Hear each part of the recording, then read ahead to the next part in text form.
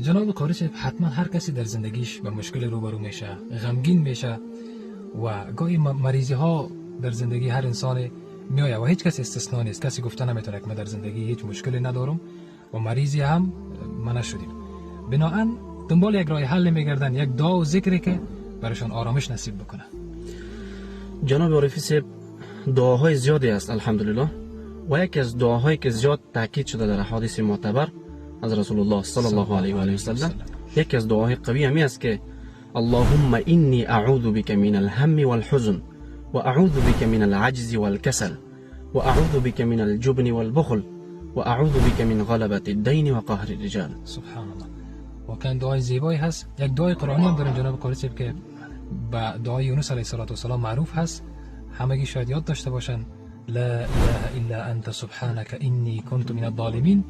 دعای زیبا و قوی هست واقعا. امیدوارم که با این دعاها انشالله که زندگی همه من و شما آسایش پیدا بکنه. و یک چیز دیگر هم دوستان عزیز فراموش نکنین که حدیث رسول الله صلی الله علیه و آله و سلم است.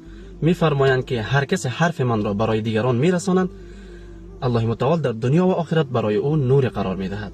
پس این کلیپ را منتشر بساز. جزاک الله خیر.